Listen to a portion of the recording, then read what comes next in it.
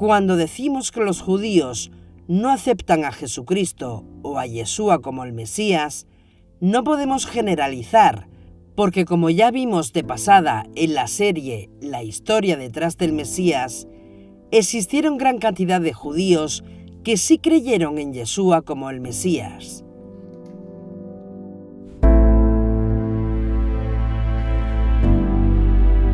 Desde el primer capítulo, hemos emprendido un viaje para conocer las razones de las objeciones contra Yeshua como el Mesías por parte del judaísmo. Ahora bien, no todas las objeciones que hay contra Yeshua, que son muchas, no todas las veremos en esta serie, sino las más importantes. A partir de ahora, en este capítulo, nos vamos a centrar en una en particular, de tal manera que se pueda ver no solamente la fuerza de la objeción, sino aprender y entender lo importante que es que estemos preparados para entrar en capacidad de responder a estas objeciones de una forma apropiada. Cuando decimos de una forma apropiada, nos referimos desde el punto de vista de la estructura, desde el punto de vista de los profetas, desde el punto de vista de Moisés, que fue quien nos entregó la Torá.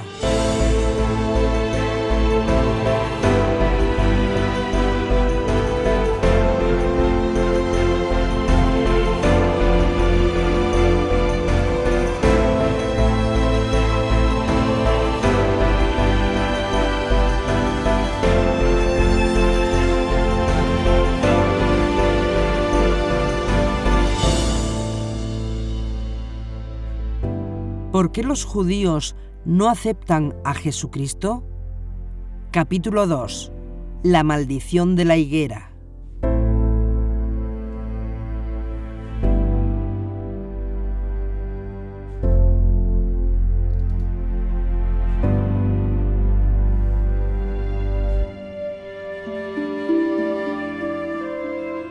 Una de las objeciones que se ponen contra Yeshua hoy día el judaísmo rabínico es que él no puede ser el Mesías, porque demostró ser un hombre cruel con la creación. Cuando teniendo hambre se acercó a una higuera que no tenía higos, y aclaramos que no tenía higos, porque no era el tiempo de higos, ellos, y encolerizado, sobremanera maldijo la higuera, la cual se secó desde sus raíces, en abierta violación de la Torá.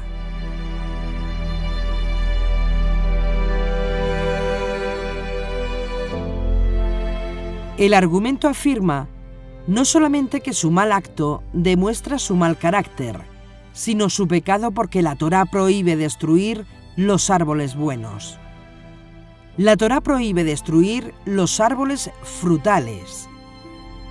Y realmente eso está escrito en la Escritura. Lo veremos más adelante, en Devarim, Deuteronomio capítulo 20, los versículos 19 y 20.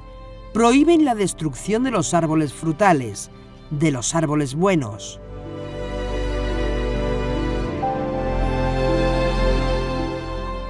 Y entonces, un hombre que es cruel con la naturaleza y un hombre que evidentemente violó este mandamiento de la Torá no puede ser el Mesías de Israel.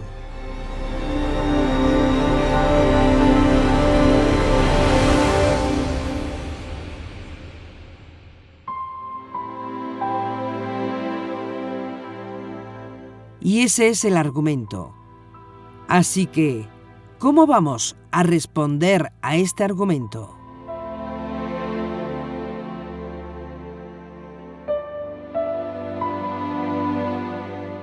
Pero no solamente presentan este argumento, sino que, contrario a eso, ponen a un rabino de los días talmúdicos, es decir, de los años 200 al 500 de nuestra era, que ante una situación de hambre bendijo a un árbol para que diera frutos y pudiera alimentar a la gente hambrienta.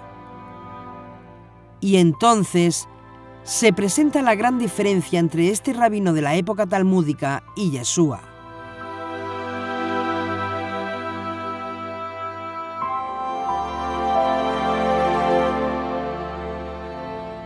Es imposible para un judío aceptar a un supuesto Mesías que demuestra un carácter violento contra la naturaleza y que expresamente viola un mandamiento de la Torá al destruir con una maldición a un árbol frutal, lo cual está prohibido por la Torá por la simple razón de que no tenía frutos, cuando no era el tiempo de producir fruto.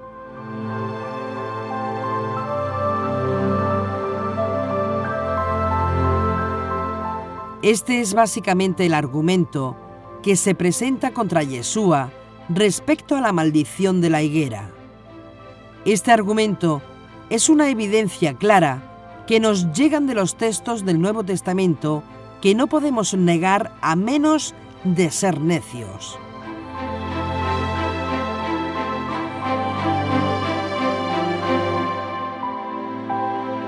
No podemos taparnos un ojo con la mano cuando se presentan tales argumentos como hacen muchos.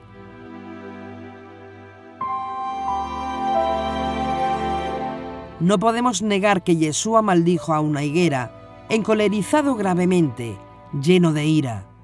Y la higuera se secó desde sus raíces, lo cual, aparentemente, viola la Torá, pues no se puede ser cruel con la naturaleza, lo cual eso no se esperaría nunca del Mesías.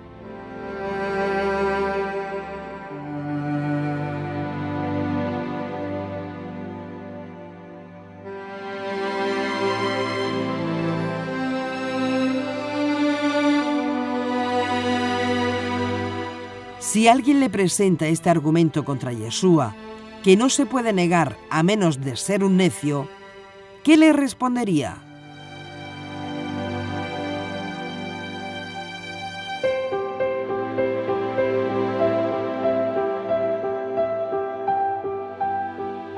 Cuando nosotros nos acercamos y vemos este tipo de argumentos, nos damos cuenta la importancia que tiene que cada uno de nosotros esté educado y capacitado para dar respuesta a estas cosas.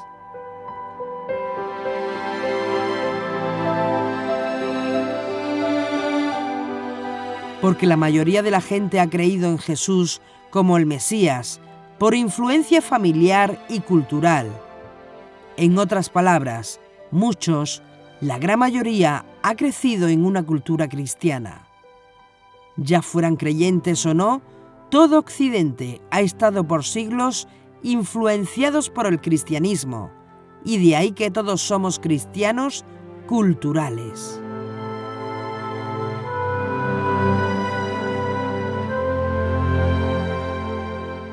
Y dentro del cristianismo es un axioma de que Jesús es el Mesías, y nadie lo cuestiona, porque han o hemos estado influenciados desde pequeños por el cristianismo, que Jesús es el Mesías y toda esa teología.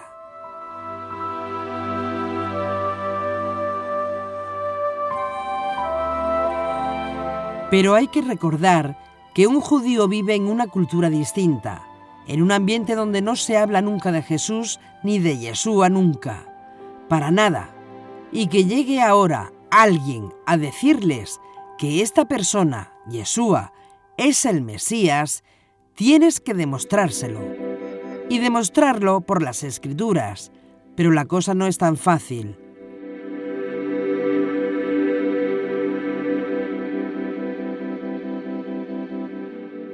Y mucho menos fácil cuando tienes delante a un judío que es temeroso de Dios y que conoce la Biblia hebrea de memoria. Porque si está hablando con un judío que es secular, que posiblemente nunca ha ido a una sinagoga, que no tiene ningún conocimiento de la Biblia, ni nada, pues él no tiene puntos de referencia.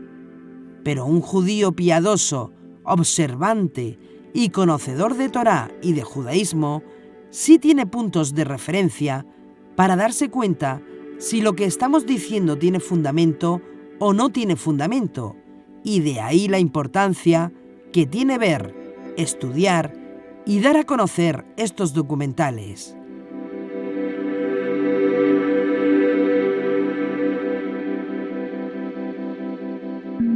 porque estos documentales son para rumiarlos, para escudriñarlos. ¿Dónde podemos ver que Yeshua, en abierta violación de un mandamiento de la Torá que prohíbe destruir los árboles buenos, los árboles frutales? Todo está basado en lo que aparece en el texto de Marcos 11, 12, 14 y 11, 20, 25 y Mateo 21, 18, 22.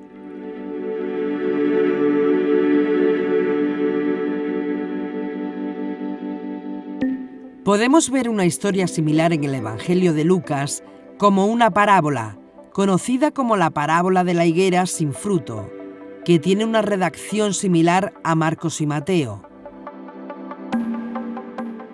En primer lugar, vamos a analizar los textos gramaticalmente de la versión Universidad de Jerusalén, por ejemplo, al ser una buena traducción.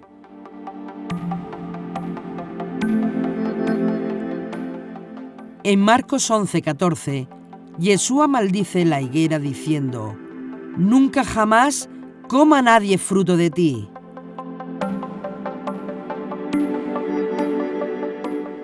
Mientras que en Mateo 21:19, Yeshua dice: «Que nunca jamás brote fruto de ti».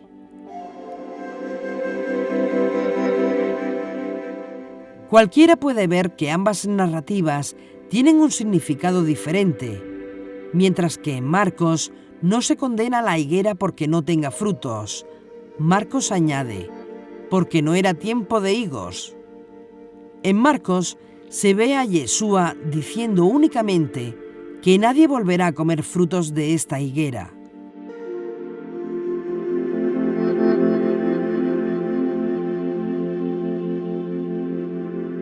Por otro lado, en Mateo, vemos una maldición directa a la higuera, por cuanto fue a buscar frutos en ella y al no encontrar ninguno, fue maldecida y condenada a secarse.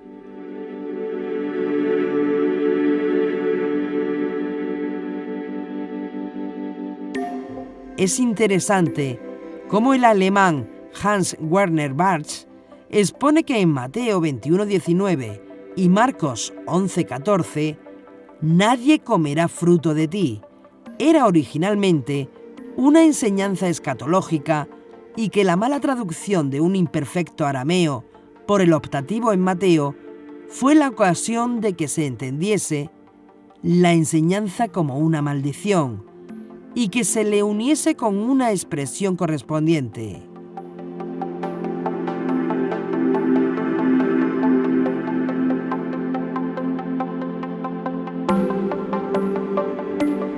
Por lo tanto, según el alemán Hans Werner, la traducción correcta tiene que ser igual a la de Marcos, es decir, «nadie volverá a comer fruto de ti».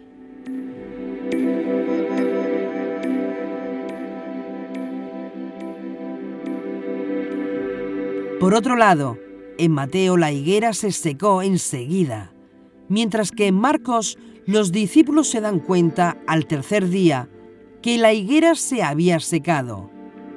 Entonces, ¿cuál es el significado de la maldición a un árbol bueno, en este caso a la higuera?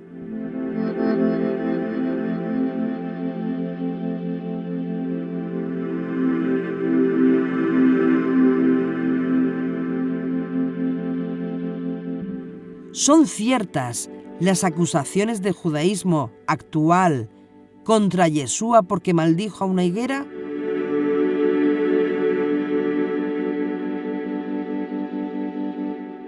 Veamos entonces Marcos 11:12 al 14, donde dice: «Al día siguiente, saliendo ellos de Betania, sintió hambre, y viendo de lejos una higuera con hojas, fue a ver si encontraba algo en ella. Acercándose a ella, no encontró más que hojas, es que no era tiempo de higos. Entonces le dijo: «que nunca jamás coma nadie fruto de ti». Y sus discípulos oían esto. Al ocurrir esto, y después de entrar y salir de Jerusalén, al caer la tarde y volver a pasar por la higuera, nos dice Marcos: al pasar muy de mañana, vieron la higuera que estaba seca hasta la raíz. Pedro, recordándolo, le dice: Rabí, mira, la higuera que maldijiste está seca. Yeshua le respondió: tened fe en Dios. Yo os aseguro que quien diga a este monte: quítate y arrójate al mar, y no vacile en su corazón, sino que crea que va a suceder lo que dice, lo obtendrá. Por eso os digo, todo cuanto pidáis en la oración, creed que ya lo habéis recibido y lo obtendréis. Y cuando os pongáis de pie para orar, perdonad si tenéis algo contra alguno, para que también vuestro Padre, que está en los cielos, os perdone vuestras ofensas. Marcos 11, 20, 25. Esto, desde el punto de vista de la objeción que estamos considerando, es una violación de un mandamiento de la Torá, como dijimos, que prohíbe destruir los árboles buenos, es decir, los árboles frutales.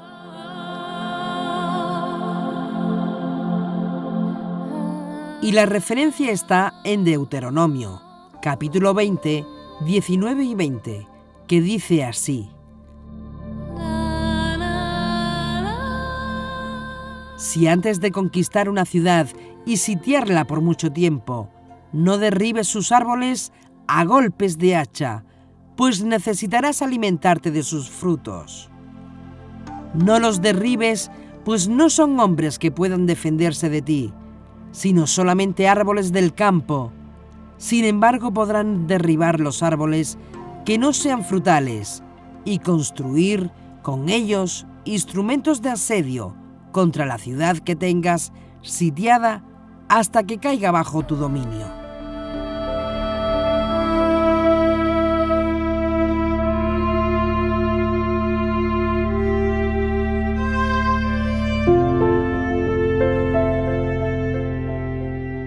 Es decir, aquí se afirma que está prohibido destruir los árboles frutales. Solamente los árboles que no dan frutos se pueden destruir. ¿Cómo explicamos que Yeshua haya pronunciado una maldición contra un árbol bueno, contra una higuera, por la simple razón de que no llevaba fruto, cuando el propio texto dice que no era tiempo de llevar fruto?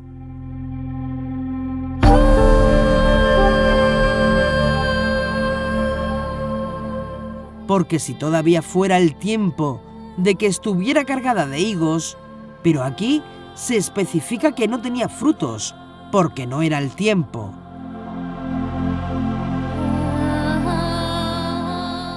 ¿No es esto una violación de la Torá, del mandamiento que prohíbe destruir o dañar los árboles buenos, árboles frutales? ¿Cómo vamos a responder nosotros ante este argumento?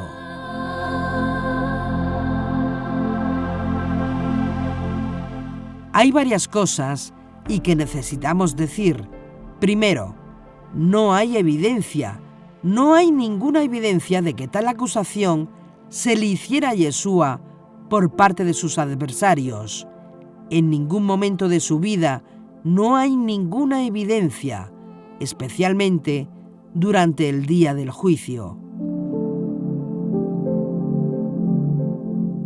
Porque les aseguramos que eso hubiese sido un argumento tremendo el día del juicio contra Yeshua, que si ellos hubiesen podido presentar este argumento a Yeshua como un violador de la Torá, lo hubiesen hecho sin duda alguna.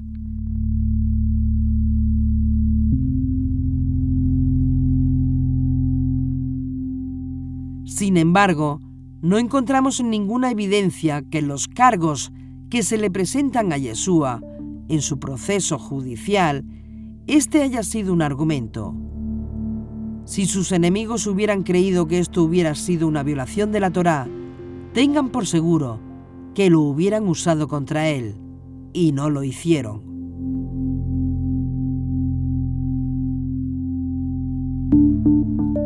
Esto es la primera cosa que nos tiene que hacer pensar. El segundo, no hay evidencia alguna que los rabinos que discutieron con Yeshua tantas veces sacaran a relucir este incidente en aquellas controversias que tuvieron contra él.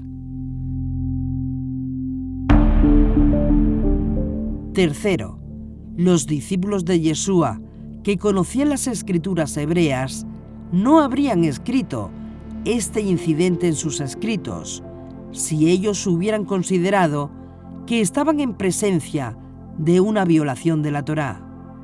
Porque en efecto, escribir algo como esto en el siglo I habría dado un fuerte argumento a sus enemigos, como es el caso hoy en día, 2000 años después.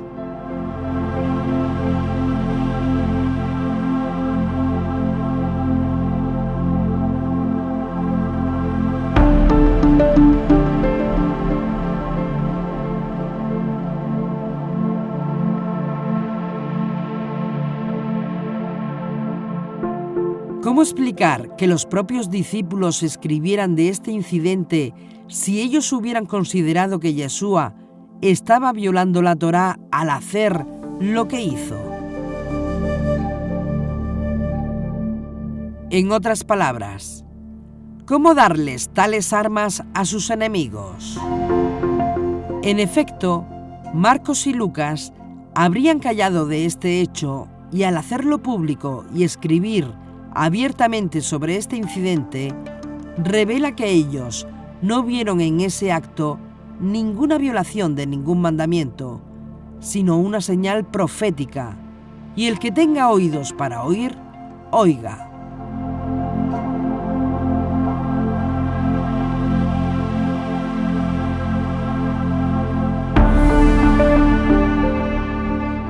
Que lejos de descalificar a Yeshua, vindicaban sus reclamos mesiánicos. Entonces, para poder responder a este argumento, tenemos que tener este preámbulo y al mismo tiempo poner este incidente en su contexto apropiado.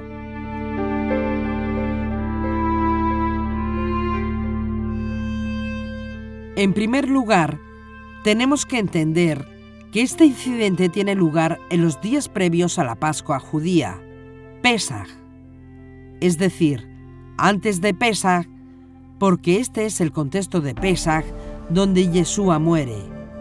Y este incidente ocurre en ese periodo de tiempo que es aproximadamente entre el día 1 y el día 14 del mes de Aviv, del calendario bíblico, lo que se responde o lo que se corresponde en el calendario gregoriano entre finales de marzo a principios de abril del año 30 de la era común. Y tenemos que tener presente la fecha en la cual ocurre el incidente. Y esto es muy importante, y ya veremos más adelante el porqué.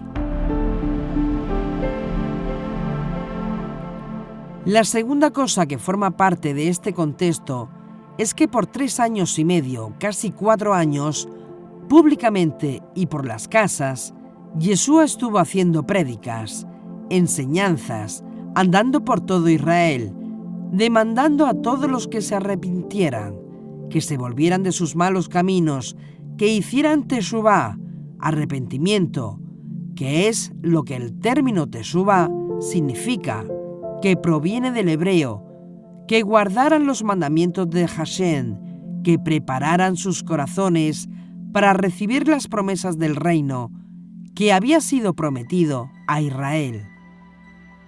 Por casi 4 años, Yeshua estuvo constantemente diciéndole: no violen la Torá, cumplan los mandamientos, sean santos como nuestro Padre es santo, vuélvanse al Dios de Israel, rectifiquen sus vidas y arrepiéntanse para que Él muestre el orgullo de su reino entre ustedes.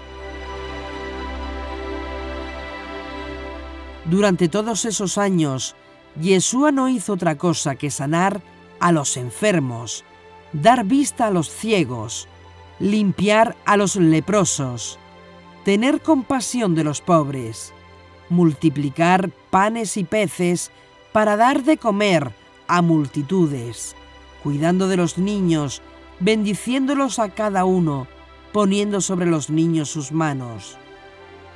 Uno de sus discípulos dirá luego: ya sabéis todo lo que ha sido dicho acerca de Yeshua y cómo anduvo haciendo el bien y sanando a todos los del pueblo, incluyendo algunos que no eran judíos, que también recibieron los beneficios de los milagros de Yeshua. Y por otro lado, mientras dedicó todos aquellos años a las buenas obras, al cuidado de los necesitados y recibiendo a los rechazados de la sociedad, expuso también la hipocresía de muchos líderes políticos y religiosos, reprochando sus actitudes contrarias a la Torá, que predicaban una cosa y hacía otra cosa completamente diferente. Yeshua condenó todas estas contradicciones éticas que encontró en aquellos líderes de su generación.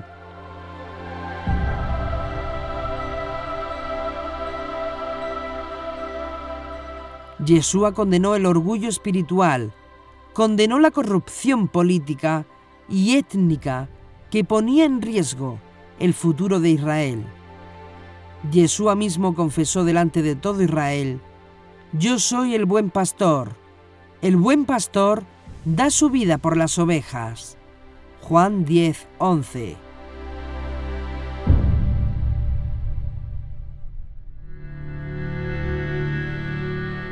Y ante este cuadro de este hombre, con todas estas características, haciendo todas estas cosas que hizo a favor de los demás, olvidándose de sí mismo y entregándose en cuerpo y alma a sus hermanos judíos, uno tiene que preguntarse: ¿es posible que este hombre, que se pasó toda la vida haciendo el bien, sanando a la gente, sea un hombre cruel, lleno de ira, violador de la Torá, por este incidente de la maldición de la higuera?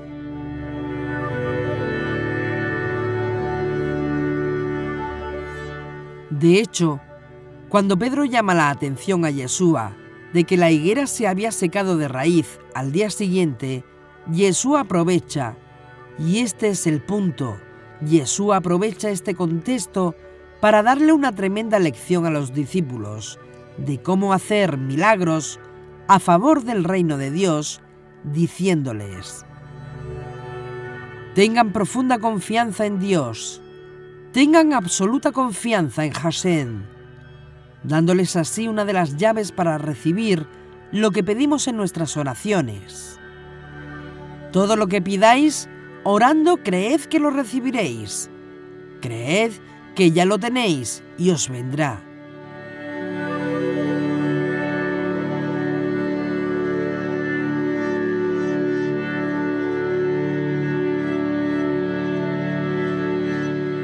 Recuerda que Yeshua estaba a punto de morir, está para esconderse, está por desaparecer del escenario público, y los únicos que se iban a quedar al frente de esta obra de redención, y para nada una nueva religión, dicho sea de paso, y que esa culminación de la Torá, iniciada con él, en continuidad con lo que habían prometido los profetas, eran sus discípulos los que seguirían la redención.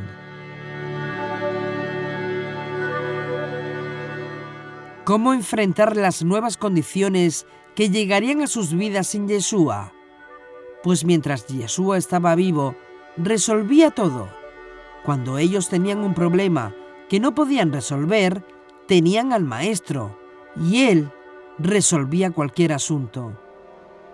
Pero Yeshua se iba a ir, y Yeshua estaba poniendo en las manos de ellos herramientas que ellos iban a necesitar para resolver los problemas que ellos tendrían cuando él no estuviese físicamente entre ellos.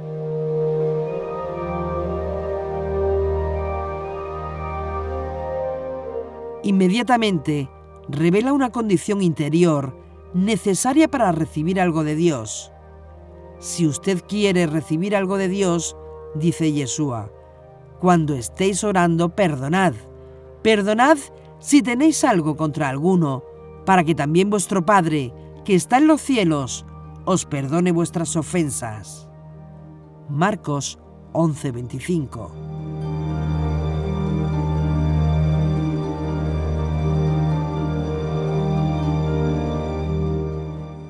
Nos preguntamos, ¿puede un hombre que demanda tal nivel de amor por el prójimo ser un hombre cruel?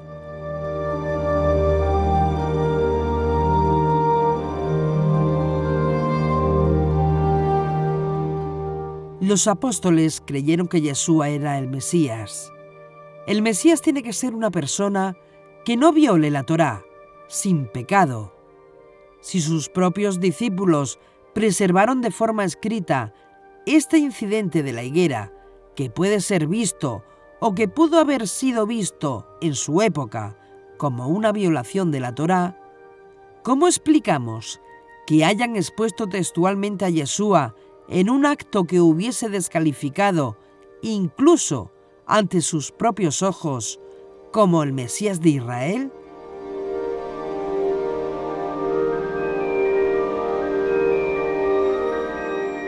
El hecho de que este incidente fue escrito y hecho público, ellos estaban absolutamente convencidos que aquí no había ninguna violación de la Torá, porque si lo hubieran creído, ellos como judíos no hubieran seguido a Yeshua como el Mesías. Así de simple.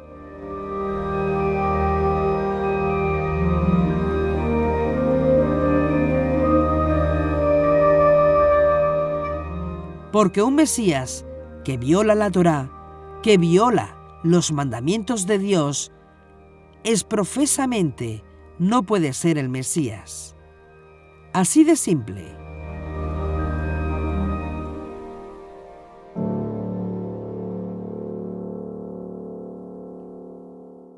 Es evidente que para sus discípulos el incidente de la higuera no fue una violación de la Torá. Entonces, ¿cómo explicamos esto? Recuerden el incidente de la higuera dentro del contexto del tiempo. Yeshua habló mal contra esta higuera 3 días antes de su muerte, que ocurrió aproximadamente el día 14 de Aviv por la tarde de aquel año. Eso quiere decir que este incidente tuvo lugar el día 10 y 11 de Aviv del año 30 de la Era Común.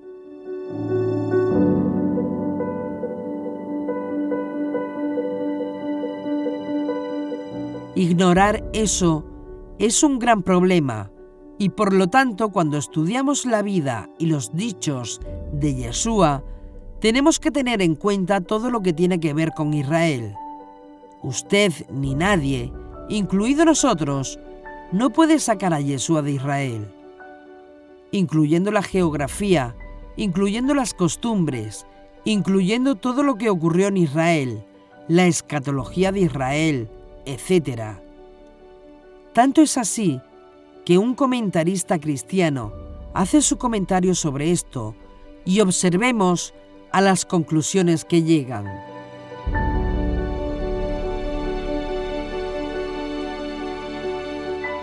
Walter Kaiser, que es un doctor en teología cristiana, que dice: esta es una de las más difíciles historias de los evangelios.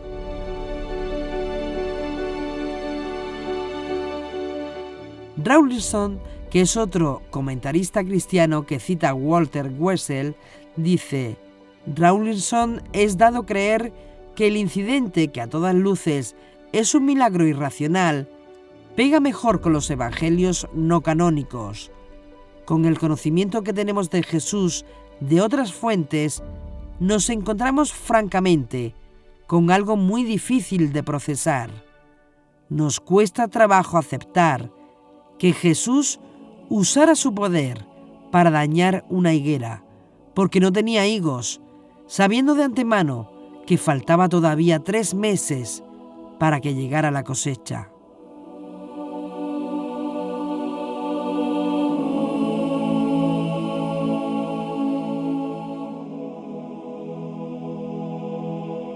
Así que los propios teólogos cristianos dicen: lo mejor que hacemos con este texto es decir que esto es una interpolación.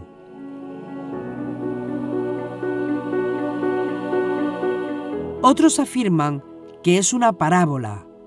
Por eso es que muchos teólogos se han dicho: esto es tan gravemente serio que mejor sería que no apareciese en los evangelios, porque no hay forma como responder a este argumento.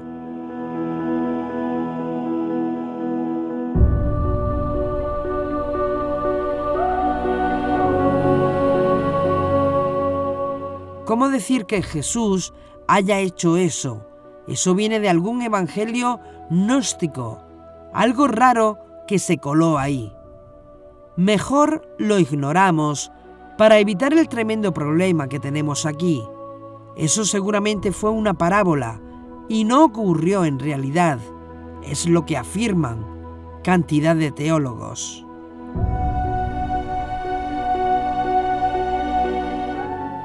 Así que tenemos no solamente a los enemigos de Yeshua, sino también a los amigos de Jesús, que tienen muy difícil resolver esta situación.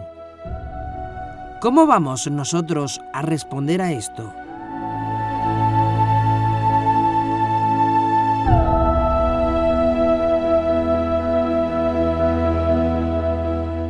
Por este motivo es que ustedes tienen que estudiar esto y hay que darse cuenta el por qué razón hay que hacer cualquier esfuerzo que cada uno pueda para tener este material disponible en sus comunidades y hacerlo objeto de estudio.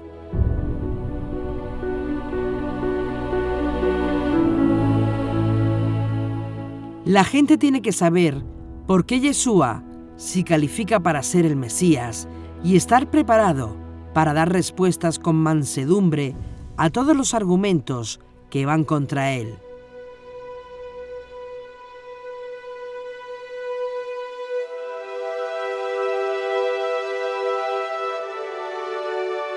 Vamos nosotros a responder al argumento.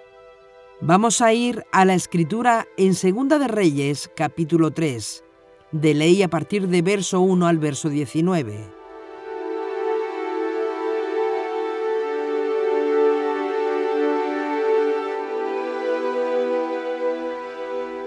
Jorán, hijo de Ahab, comenzó a reinar sobre Israel en Samaria, el año 18 de Josafat, rey de Judá, y reinó 12 años. Hizo el mal a los ojos de Adonai, pero no como su padre y como su madre, porque retiró la estela de Baal que su padre había hecho. Tan solo que se adhirió a los pecados de Jeroboam, hijo de Nebat, que hizo pecar a Israel, y no se apartó de ellos. Mesá, rey de Moab, era pastor de ovejas, y pagaba al rey de Israel 100,000 corderos y 100,000 carneros con su lana. Pero a la muerte de Ahab, el rey de Moab, se rebeló contra el rey de Israel. Aquel día salió el rey Jorán de Samaria y pasó revista a todo Israel. Fue y envió a decir a Josafat, rey de Judá: el rey de Moab se ha rebelado contra mí. ¿Quieres venir conmigo a la guerra contra Moab? Respondió: subiré. Yo seré como tú, mi pueblo como tu pueblo, mis caballos como tus caballos. Y preguntó: ¿por qué camino subiremos? Respondió: por el camino del desierto de Edom. Fueron el rey de Israel, el rey de Judá y el rey de Edom. Dieron un rodeo durante 7 días y faltó el agua para el campamento y para las bestias de carga que les seguían. El rey de Israel dijo: ¡ay! Que Adonai ha llamado a estos 3 reyes para entregarlos en manos de Moab. Pero Josafat dijo: ¿no hay aquí algún profeta de Adonai para que consultemos a Adonai por su medio? Respondió uno de los servidores del rey de Israel, y dijo: está aquí Eliseo, hijo de Safat, el que vertía el agua en manos de Elías. Dijo Josafat: Con él está la palabra de Adonai. Y bajaron donde él el rey de Israel, Josafat, y el rey de Edom. Dijo Eliseo al rey de Israel: ¿Qué tengo que ver yo contigo? Vete a los profetas de tu padre y a los profetas de tu madre. Respondió el rey de Israel: es que Adonai ha llamado a estos 3 reyes para entregarlos en manos de Moab.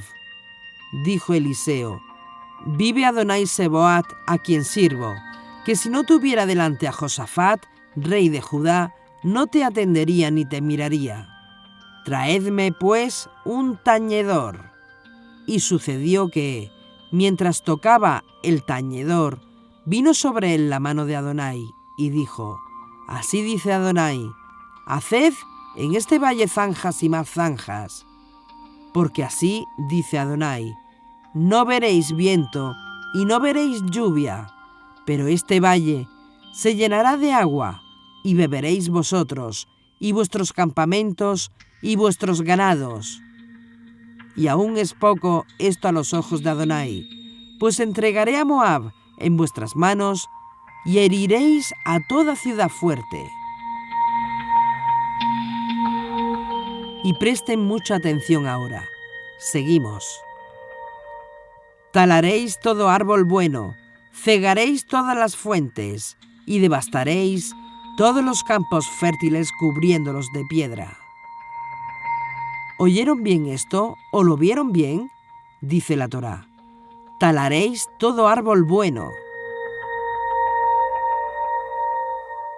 El contexto es que Israel está al inicio de una batalla en contra de Moab, y el espíritu de profecía de parte de Dios viene al profeta Eliseo y ordena a los soldados hebreos: destruyan todo árbol bueno, es decir, corten todos los árboles frutales.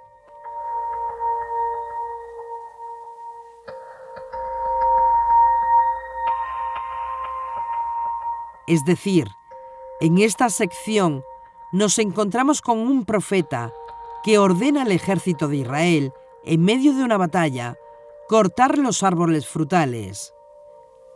Pero, ¿qué leímos en la Torá?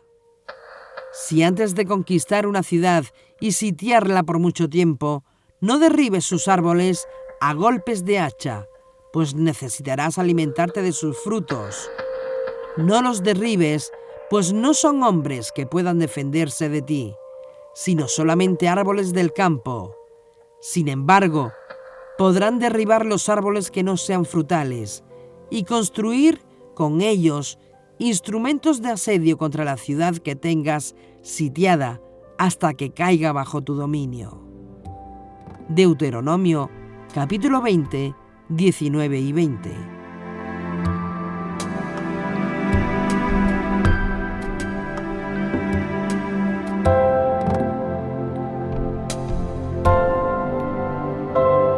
Eso es lo que dice la Torá, y aquí nos encontramos al profeta Eliseo diciendo: corten todos los árboles frutales.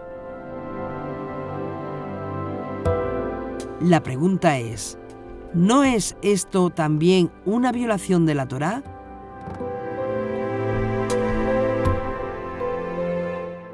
¿Qué vamos a decir también, que el profeta Eliseo es un violador de la Torá?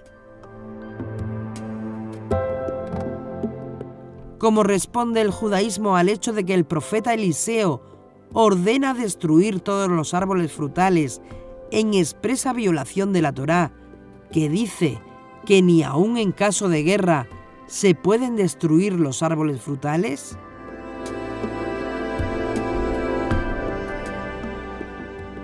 Rashi, un gran comentarista judío de origen francés de la Edad Media, reconocido por el judaísmo, nos dice este comentario y citamos: aunque ha sido dicho, no destruirán sus árboles frutales, aquí Jasén lo permitió porque era una nación insignificante delante de él, y la Escritura declara: no procurarás su paz ni su bien, estos son los árboles buenos entre ellos. En otras palabras, dice Rashi, que fundamentado en el hecho de que Moab era insignificante, según Devarim o Deuteronomio 23:6, Rashi explica la conducta que el profeta Eliseo tuvo, afirmando que fue permitido destruir en aquella ocasión aquellos árboles, independientemente de la prohibición de cortar árboles frutales, según la Torá.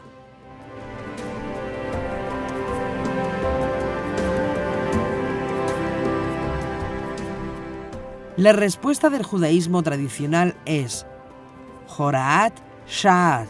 ¿Qué es esto? Veamos.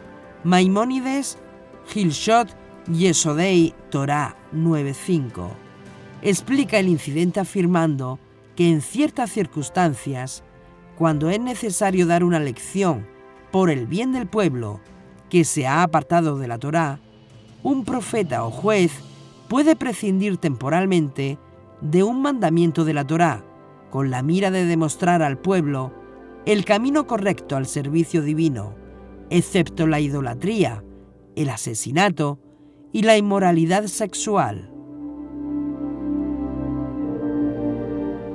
En otras palabras, que hubo una excepción. Dicho de otra manera, que un profeta, en ciertas circunstancias, tiene permiso para pasar por alto un mandamiento de la Torá, si con ello vas a conseguir que el honor de Hashem sea conseguido. Y este principio es lo que enseña el judaísmo.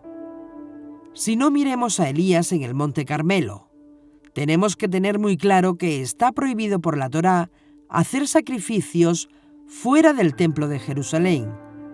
Y por eso es que en Pesaj los judíos no pueden comer ni cabra, ni oveja, ni cordero, para ni siquiera dar la impresión que hicieron un sacrificio. Está prohibido hacer sacrificios fuera del templo de Jerusalén.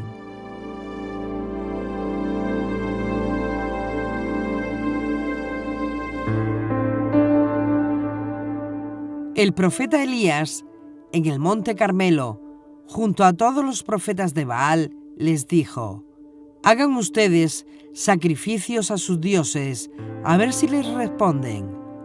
Y yo también le voy a hacer un sacrificio al Dios de Israel, y el Dios que responda con fuego, ese es el Dios verdadero. ¿Y qué hizo Elías en el Monte Carmelo cuando llegó su turno? Tomó un buey, lo hizo sacrificar, lo puso sobre el altar de 12 piedras, echó agua hasta desbordarse por todos lados y dijo: Hashem, tú eres el Dios verdadero. Muestra ahora que yo no he hecho por mí mismo, sino que tú me has dado autorización para hacerlo. Y no había terminado su oración cuando descendió fuego del cielo, que consumió todo el holocausto. La pregunta es: ¿estaba el profeta Elías, violando la Torá que prohíbe hacer sacrificios fuera del templo?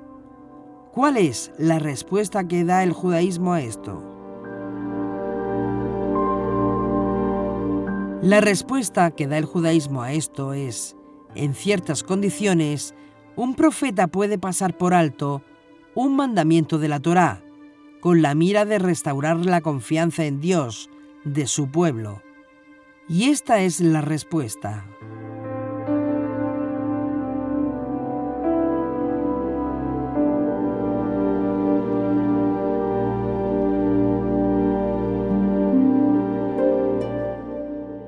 En el incidente de la higuera, Yeshua fue un profeta. Por lo tanto, a él no podemos evaluarlo con otro molde diferente al que se usa con el resto de profetas bíblicos. Cuando sucede el incidente de la higuera, ¿cuál fue la respuesta que dio Yeshua a sus estudiantes o discípulos? Tengan confianza en Dios. En otras palabras, Yeshua estaba usando el mismo recurso que usaron otros profetas, pasando por alto un mandamiento de la Torá, con tal de restaurar la absoluta confianza en Dios de aquellos que estaban por allí rodeándole. El mismo principio del resto de profetas.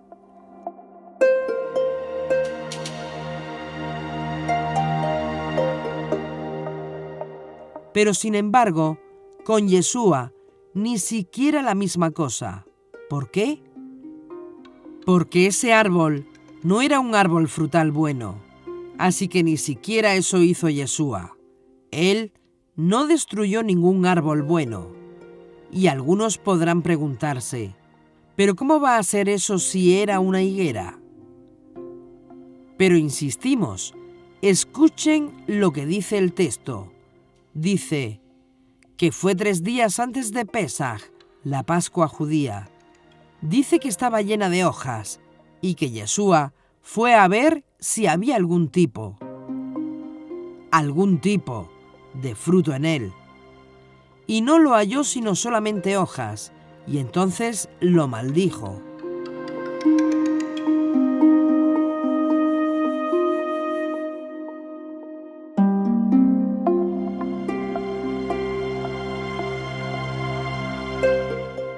¿Qué ocurre entonces ahí? Lo que ocurre es que la higuera comienza a dar su fruto a partir de Shavuot. Quiere decir que para el tiempo de Pesaj, la higuera echa hojas, porque pasado el invierno la higuera se queda sin hojas. Entonces, en tiempo de Pesaj, en primavera, en el mes de Aviv, echa hojas. En la parte superior de la higuera, cuando la higuera va a dar fruto, salen unos pequeños higos. Y esos prematuros y pequeños higos es lo que dice si esa higuera va a dar fruto o no va a dar fruto. Si esos pequeños higos que aparecen en cualquier higuera que va a dar fruto, sirve como señal o indicación de que esa higuera sí va a dar fruto cuando llegue la época. Pero si no da nada, eso te está indicando que estás en presencia de una higuera macho. Esto nos indica que en estos casos eso no se considera un árbol bueno.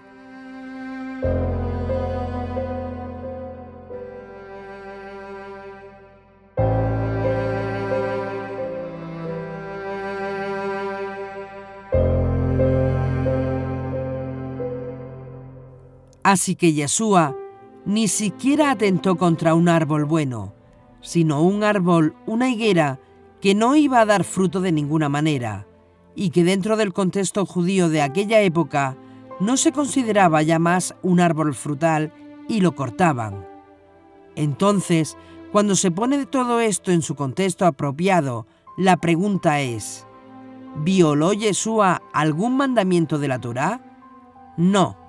Ni siquiera al nivel de Eliyahu Hanabí, ni siquiera al nivel del profeta Eliseo, que sí expresamente pasó por encima de un mandamiento de la Torá, con la mira de obtener un resultado donde el honor del uno y único Dios fuese vindicado delante del pueblo.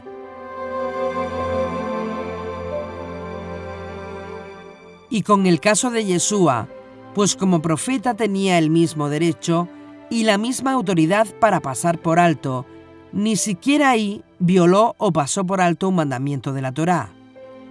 Y esa es la razón por la que los apóstoles escribieron este incidente, y esta es la razón por la que ninguno de sus enemigos nunca sacaron a relucir este evento, ni lo consideraron nunca una violación de la Torá.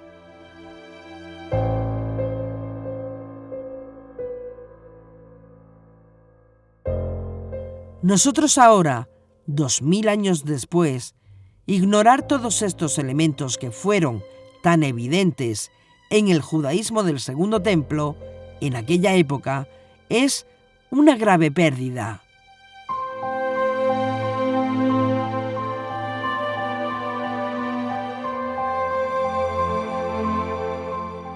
Pero cuando ponemos todos los argumentos donde pertenecen, es decir, en su contexto apropiado, nos damos cuenta que Yeshua no violó nunca la Torá.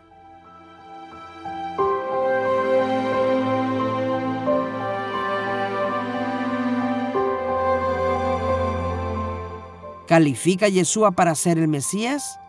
Absolutamente.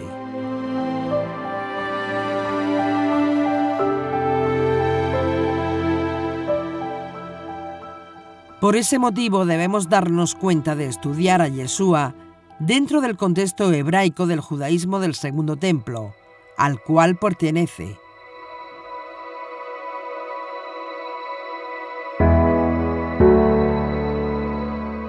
Varios comentaristas judíos afirman que la higuera, dentro de la cultura hebrea, comenzó a tener una vinculación con el pecado. De hecho, el mismo Midrash de Bereshit afirma lo siguiente: de la misma forma, Adán no pudo obtener hojas de ninguno de los árboles, excepto de aquel con el que había pecado, la higuera. Con sus hojas, Adán y Java cosieron todo tipo de vestimentas de hombre y mujer. Hashem no apareció ante Adán y Java hasta que no se hubieran cubierto para no avergonzarlos en su estado de desgracia. Midrash Bereshit, página 36. Esto quiere decir que dentro de la interpretación hebrea, la higuera fue el árbol de cuyo fruto, higo, fue el que comieron, algo contrario a lo que la cultura popular afirma que fue una manzana, dicho sea de paso.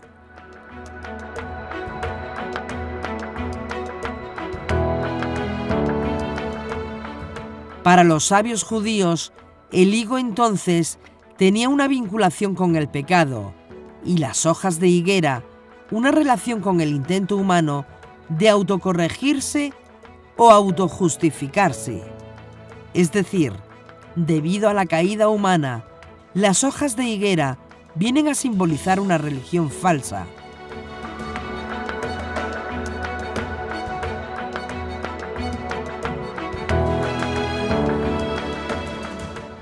Una religión que piensa que va en camino correcto ante el Eterno, pero que no puede cubrir esa vergüenza, esa desnudez y desgracia en la cual se encuentra el ser humano caído. Adán y Java se cubrieron con hojas de higuera para cubrir su pecado. De la misma forma, las personas siempre se cubren de religión para cubrir su pecado.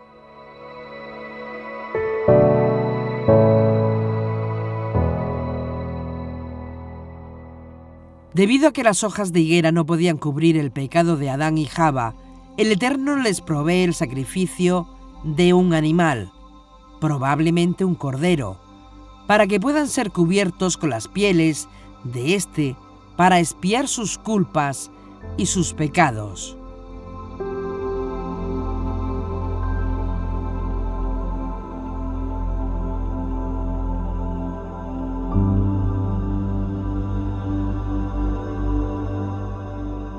En esa misma dirección, el Eterno nos pide que dejemos la religión, la cual no nos limpia de nuestro pecado, solo el Cordero del Eterno, el cual es Yeshua, nuestro corbán que nos limpia de toda maldad y transgresión. Te aconsejo que de mí compres oro refinado en fuego para que seas rico, y vestiduras blancas para que te cubras y no aparezca la vergüenza de tu desnudez, y colirio para ungir tus ojos, para que veas. Apocalipsis 3:18.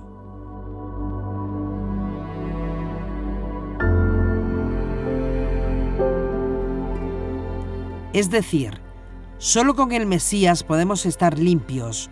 Cualquiera que quiera cubrirse, limpiar o autojustificarse sin el Mesías y con una religión, va a permanecer desnudo ante el Todopoderoso. Es interesante cómo a través de los profetas, lo que Dios dice sobre la higuera y su representación, Jeremías, por ejemplo, compara al reino de Israel y al reino de Judá como una vid y una higuera.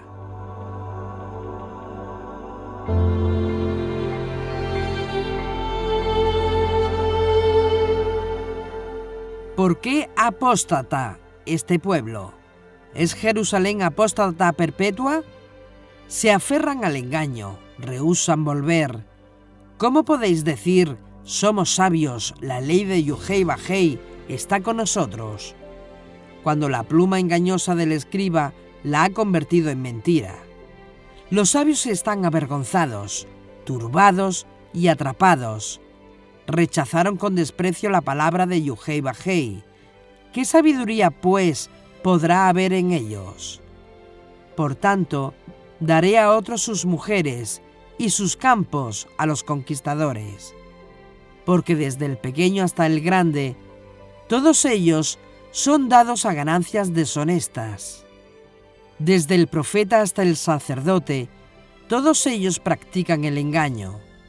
Pretenden curar con ligereza el quebrantamiento de mi pueblo, diciendo paz, paz, cuando no hay paz. ¿Se avergüenzan cuando cometen abominaciones? Ni se avergüenzan ni conocen el sonrojo, pues caerán con los demás caídos, tropezarán el día de su visitación, dice Yuhei Bajei. De cierto, acabaré con ellos, dice Yuhei Bajei.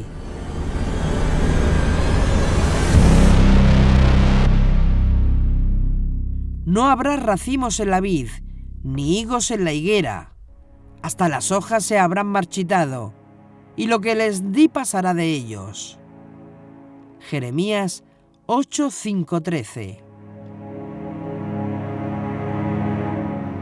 En este capítulo de Jeremías, tan importante, se nos aclara a quién representa la vid y a quién la higuera.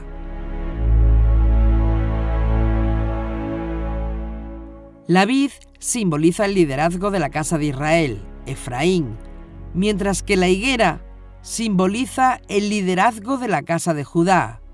Además, es un reproche contra ambas casas debido a su pecado y transgresión contra la Torá del Eterno. De la misma forma, Jeremías, en el capítulo 24, nos dice también lo siguiente: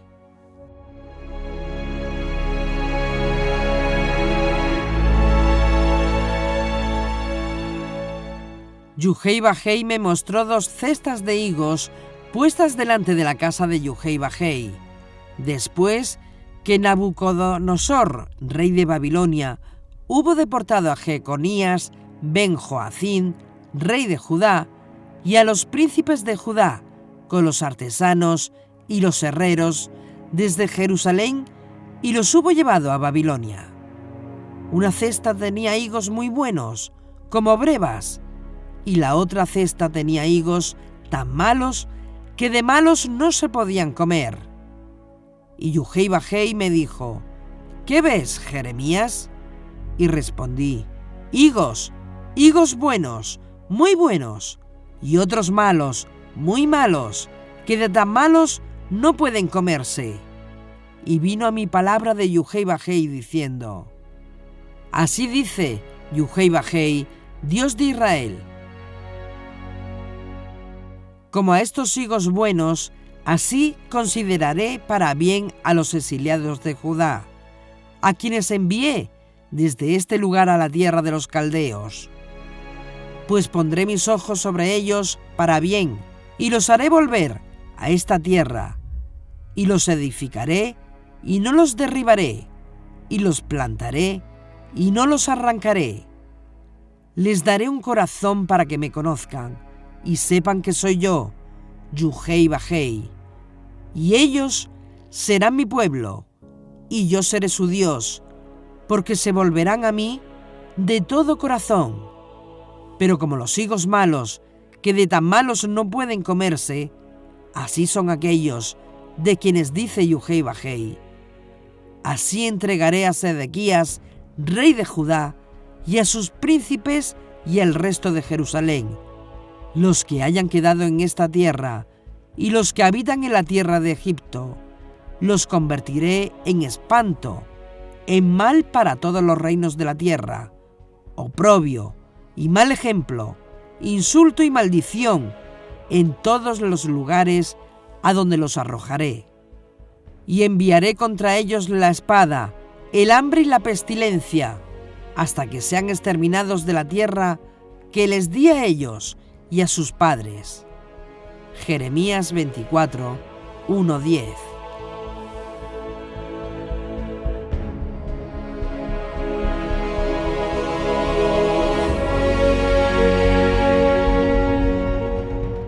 Este pasaje es sumamente importante, porque el profeta afirma sin lugar a dudas que el gobierno de Judá, puesto que habla del reinado de Jeconías, es una higuera, cuyo pueblo son sus frutos, como higos, pero que hay higos malos en una cesta e higos buenos en otra cesta.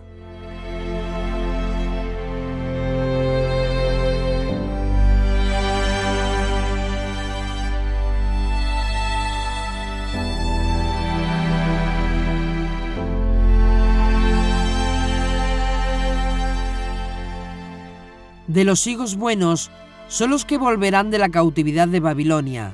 Tendrá misericordia de ellos. Serán un remanente que pasarán un periodo de prueba, pero que después de esta prueba volverán a Jerusalén. De estos higos buenos podríamos señalar a Jeremías, un varón del Eterno, que siempre obedeció a su palabra y anduvo en sus caminos, pero no así de Sedequías, un higo malo, del cual no se habla cosas positivas, sino que se afirma: convertiré en espanto, en mal para todos los reinos de la tierra, oprobio y mal ejemplo, insulto y maldición, en todos los lugares a donde los arrojaré. Jeremías 24:9.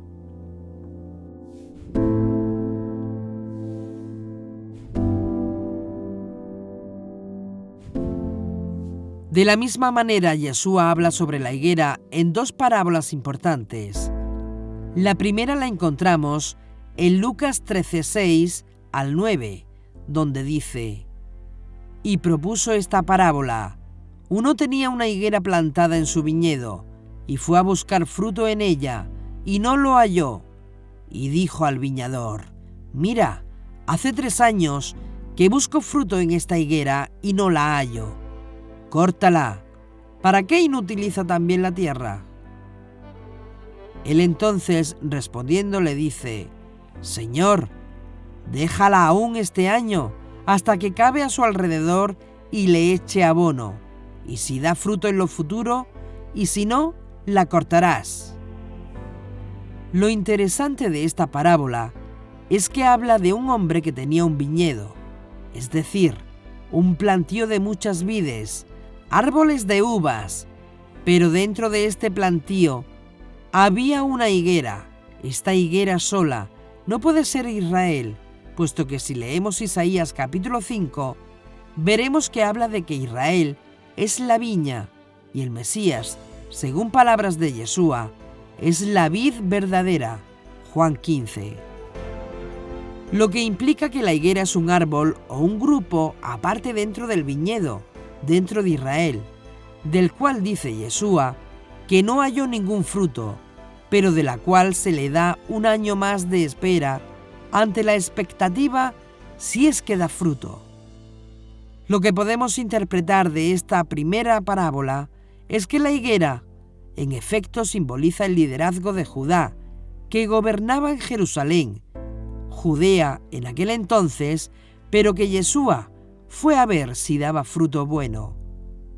Gálatas 5, 22-23.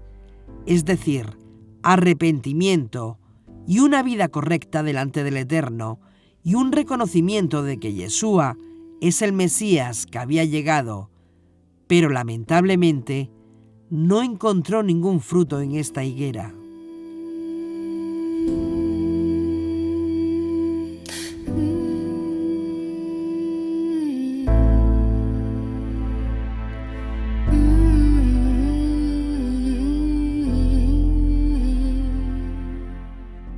Por otro lado, el hecho real de la maldición de la higuera, la señal de la higuera o a quién representa la higuera, unos opinan desde un punto de vista en el que dicha señal formaba parte de eventos que sucedieron en el primer siglo respecto a la destrucción de Jerusalén en el año 70 después de Yeshua, escatología preterista, así como aquellos que afirman que son más bien sucesos que se efectuaran poco antes de la segunda venida de Yeshua el Mesías, escatología dispensacionalista futurista.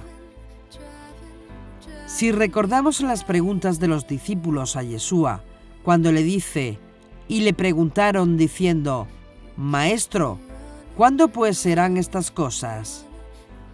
¿Y qué señal habrá cuando estén a punto de suceder estas cosas? Lucas 21:7. Los discípulos hacen estas preguntas porque Yeshua les había dicho que del templo de Jerusalén no quedaría piedra sobre piedra, que no iba a ser derribada. Y por ese motivo es que ellos preguntan que cuándo sucederá la destrucción del templo y cuál será la señal de la llegada del Mesías. Debemos de recordar todo lo expuesto en otras series respecto a la esperanza y creencia que tenía el pueblo en general y los mismos apóstoles sobre qué Mesías llegaría.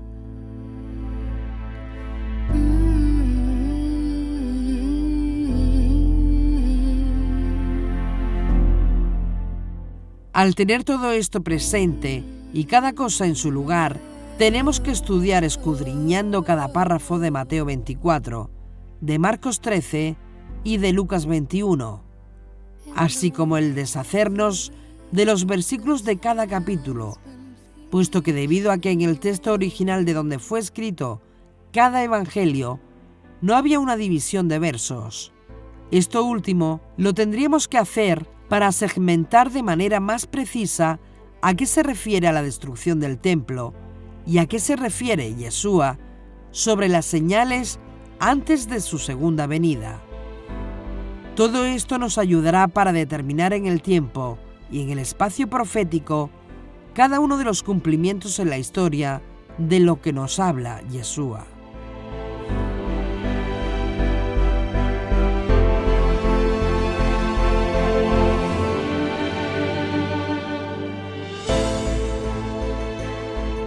Lucas, a diferencia de Mateo, nunca habla de la gran tribulación, pero denota la persecución que recibieron los discípulos debido a las enseñanzas de Yeshua.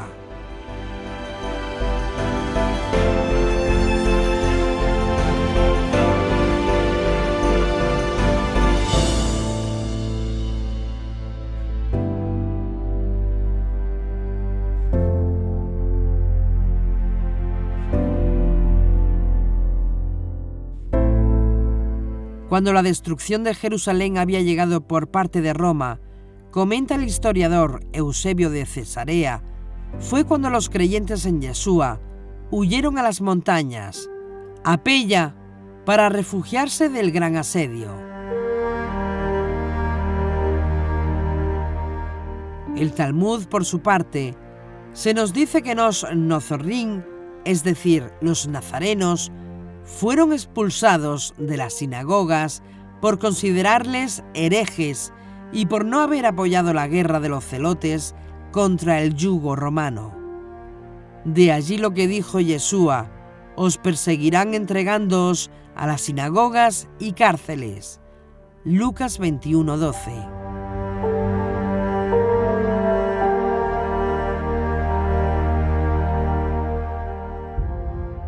Yeshua también profetizó que Jerusalén será hollada por los gentiles hasta que se cumplan los tiempos de los gentiles.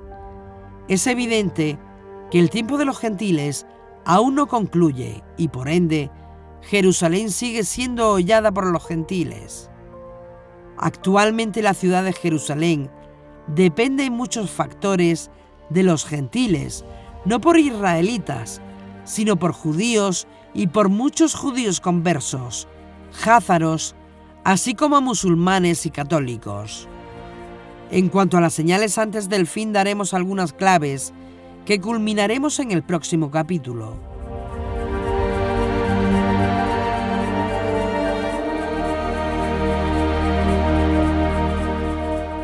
En Lucas, a partir del verso 29, Yeshua nos habla de la señal de la higuera. El verso dice: y les contó una parábola. Mirad la higuera y todos los árboles. Cuando ya brotan, lo veis, y por vosotros mismos sabéis que el verano está cerca. Lucas 21, 29-30. Así que, de la higuera aprended la parábola. Cuando su rama ya se pone tierna y brotan las hojas, sabéis que el verano está cerca. Mateo 24:32.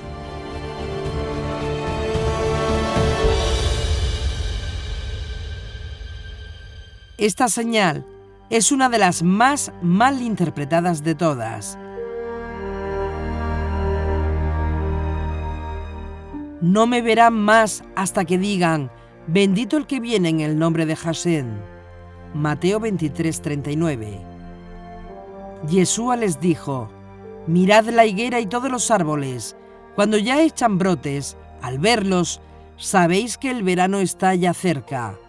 Así también vosotros, cuando veáis que sucede esto, sabed que el reino de Dios está cerca. Yo os aseguro que no pasará esta generación hasta que todo esto suceda. Lucas 21:31-32.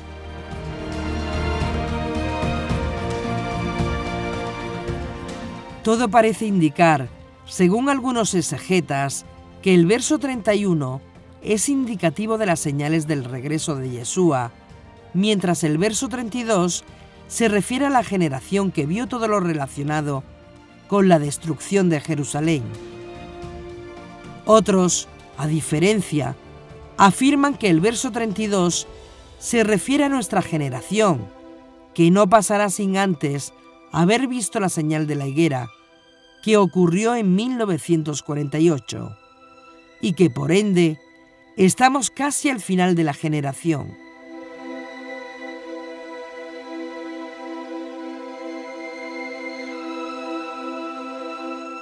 Algunos dicen que una generación bíblica dura 70 años y o de 80 años, tal como afirma el Salmo 90:10. Otros teólogos comentan que tal vez se puede alargar a 120 años, por lo que dice Génesis 6:3, por lo que prácticamente se reafirma que estamos al final de ver que todo esto de la señal de la higuera haya acontecido.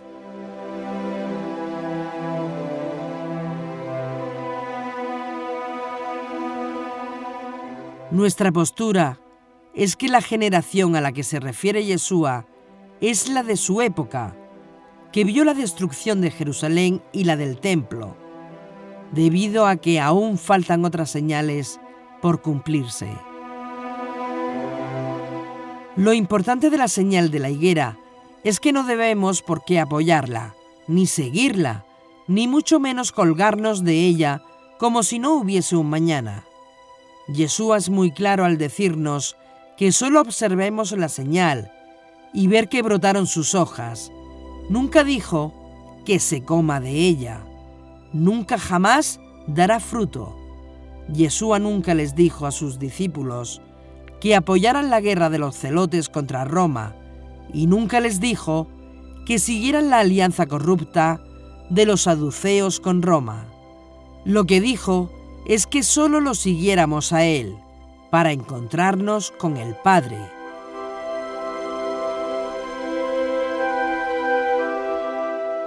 Los nazarenos de aquel siglo no apoyaron dicha guerra, sino al contrario, huyeron a las montañas y fueron considerados herejes en las sinagogas.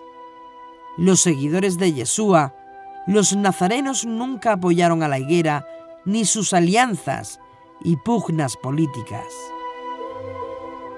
Tenemos que mostrar, para ser sinceros, todas las opiniones o todos los rostros y probablemente estén en lo cierto, aún no negando por nuestra parte que esto no quiere decir que Israel debe desmantelarse, pues tenemos que recordar que no cae un gorrión a tierra sin el permiso de Dios. Y así como Dios permitió la creación del Estado de Israel, por él será que regrese Yeshua.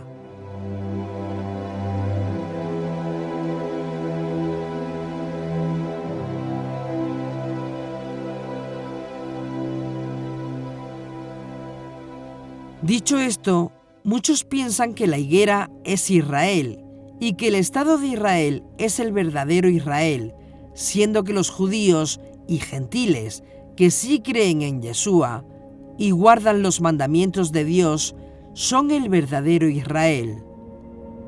Otro punto de vista o interpretación que se ha dado es que todos los elementos que aparecen en la narración aparecen como elementos bastante ordinarios en la literatura bíblica, rabínica, targúmica y apocalíptica.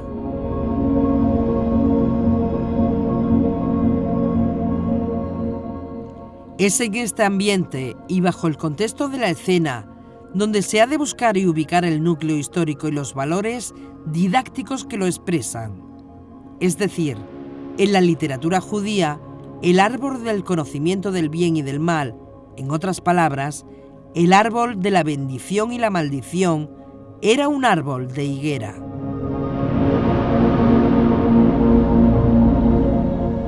En el Talmud Babli, Berajot 40a, Bereshit Rabá 15, la misma idea podemos leer. ¿Cuál fue el árbol del cual comieron Adán y Eva? Rabí Yossi enseñó, era el árbol de la higuera de la cual comió de su fruto. Después de comer de este fruto, sus ojos fueron abiertos y vieron su desnudez, y del mismo árbol cubrieron su desnudez, es decir, con las hojas de la misma higuera que comieron.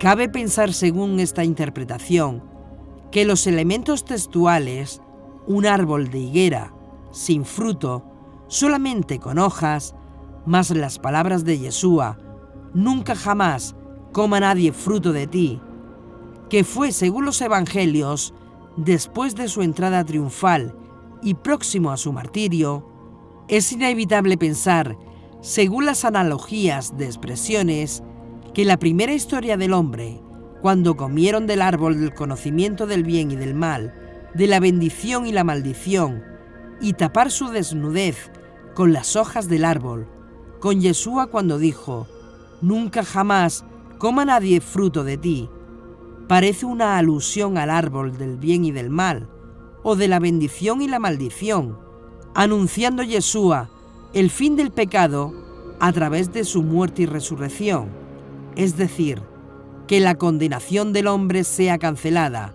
haciendo de esta forma que la maldición figurativa se aplique solo a las hojas de la higuera.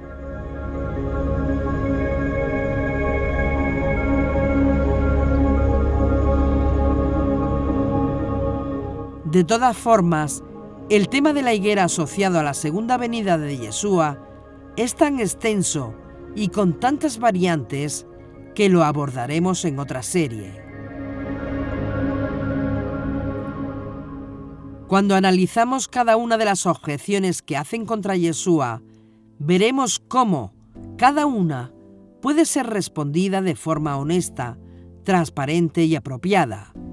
Es nuestra falta de conocimiento de los hechos lo que muchas veces confunden la realidad, y es nuestra responsabilidad traer la luz de la Torá y ponerla en alto para que alumbre el camino de todos los que vienen llegando.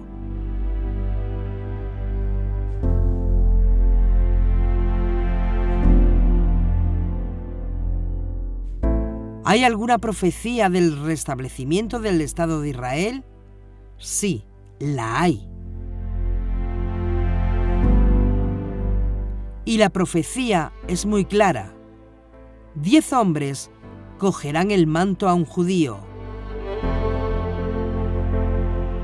La pregunta es, ¿hay algún evento histórico que sirva como punto de referencia o como señal para saber cuándo esta profecía comenzará a cumplirse? También la respuesta es sí.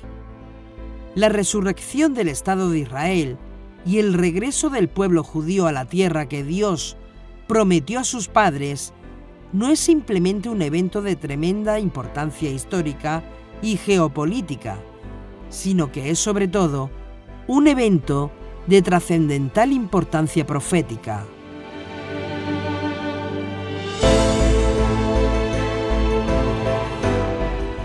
y vamos a analizarlo, pero eso será en el siguiente capítulo de por qué los judíos no aceptan a Jesucristo.